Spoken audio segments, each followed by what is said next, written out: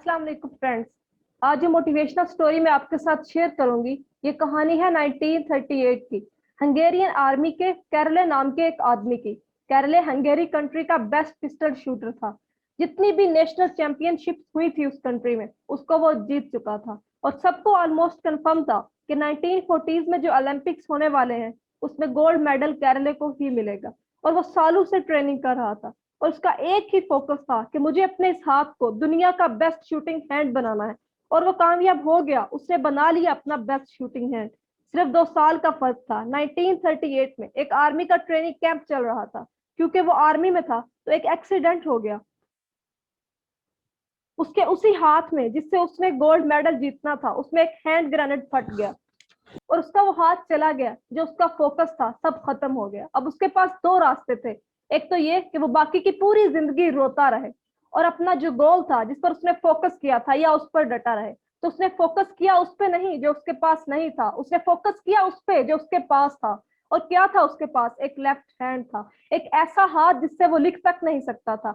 1 महीने तक हॉस्पिटल में उसके राइट हैंड का इलाज चलता रहा। और सही 1 महीने के बाद उसने अपने लेफ्ट हैंड की ट्रेनिंग शुरू कर दी। ट्रेनिंग के 1 साल बाद मतलब 1939 में वो वापस आया। नेशनल चैंपियनशिप्स हो रही थी और बाकी भी बहुत सारे पिस्टल शूटर्स वहां पर मौजूद थे। उन्होंने केरले को मुबारकबाद दी। कहा, देखो ये होता है जज्बा कि इतना सब कुछ होने के बाद भी तुम यहाँ पर आए हो हमें देखने के लिए, हमारा हौसला बढ़ाने के लिए। किसी को नहीं पता था कि वो 1 साल से अपने लेफ्ट हैंड की ट्रेनिंग कर रहा था। और फिर उसने जवाब दिया, मैं यहाँ पर तुम्हारा हौसला बढ़ाने नहीं आया, तुम्हारे साथ compete करने आया हूँ। कंपटीशन स्टार्ट हुआ। बाकी सब पिस्टल शूटर्स अपने राइट हैंड से compete कर रहे थे, जिसे बेस्ट हैंड कहा जाता है। ये compete कर रहा था अपने लेफ्ट हैंड से, अपने ओनली हैंड से। और फिर कौन जीता? The man with the only hand, केरले जीत गया। लेकिन वो यहाँ नहीं रुका। उसका गोल था कि मुझे इस हैंड को इस मुल्क का नहीं पूरी दुनिया का बेस्ट शूटिंग हैंड बनाना है। उसने अपना सारा फोकस 1940s पर डाला जब ओलंपिक्स होने वाले थे। लेकिन 1940s के ओलंपिक्स वर्ल्ड वार की वजह से कैंसिल हो गए। उसने फिर अपना सारा फोकस उठा के 1944 में जो ओलंपिक्स होने वाले थे उस पर डाल दिया। 1944 में जो ओलंपिक्स होने वाले थे वो भी वर्ल्ड वार की वजह से कैंसिल हो गए।